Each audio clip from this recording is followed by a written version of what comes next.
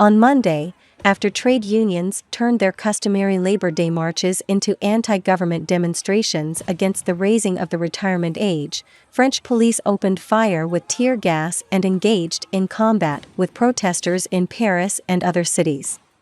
Violence broke out in several cities on the fringes of the main union-led marches, leaving at least 108 police injured and 291 people detained nationwide, according to the Interior Minister, Gérald Darmanin.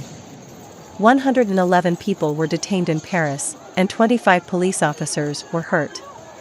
He claimed that a police officer was struck by a petrol bomb and sustained severe burns to his hands and face. Despite months of strikes, Macron signed into law last month a controversial increase in the minimum eligibility age for state pensions from 62 to 64. After an executive order was used to force the law through Parliament without a vote, there had been sporadic unrest and altercations with the police. With the president making several trips to rural France recently, Macron and the government are currently attempting to move past the pensions crisis, but protesters have jeered and beaten pots and pans. According to trade unions, France's angry atmosphere has not abated.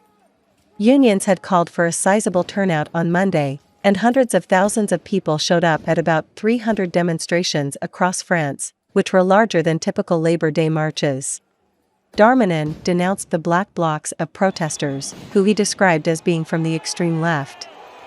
He claimed that there were about 2,000 of them in Paris and another 1,000 in Lyon, a city in the southeast. He demanded severe punishment for those who attacked the police and public property.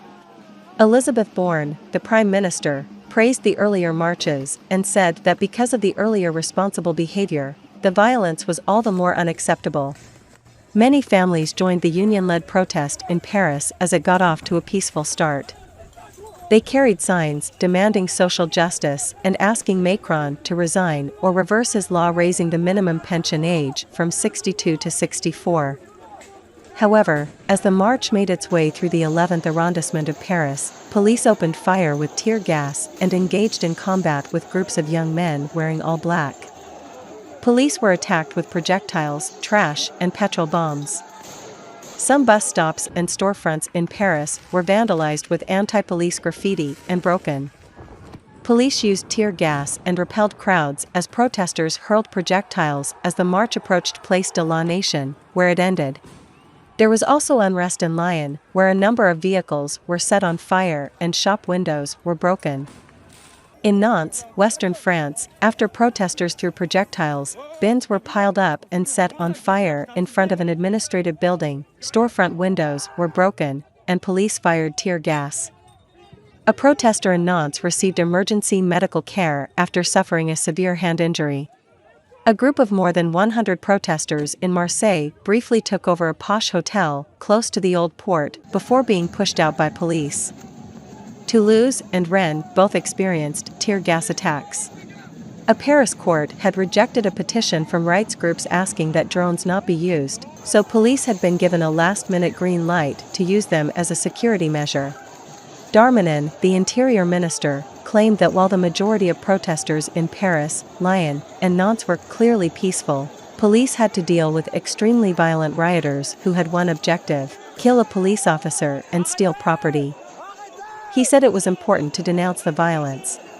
In separate protests, members of Extinction Rebellion painted the Fondation Louis Vuitton Museum in Paris, which is supported by the luxury goods conglomerate LVMH, orange.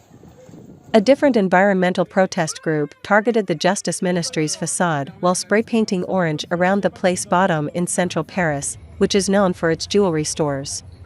Le Monde was informed by Sonia Picot of the moderate CFDT union that violent groups who have nothing to do with the struggles we're leading had exploited the orderly trade union march in Lyon. During a May Day rally in the Normandy port of Le Havre, Marine Le Pen, whose national rally is the largest opposition party in parliament, charged Macron with inciting social unrest. With no absolute majority in parliament, Macron's centrist coalition finds it challenging to pass new legislation in the wake of the pensions controversy. The government is having trouble re-engaging voters after 3 months of sporadic strike days and protests against the pensions law. The Mouvement Démocrate Party, which is associated with Macron's parliamentary group, stated that healing and reconciliation were needed in France.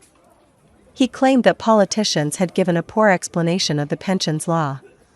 He said, "I don't believe it's unique to France, but the public and the French people no longer accept decisions being made far away from them without being informed of the reasons behind those decisions."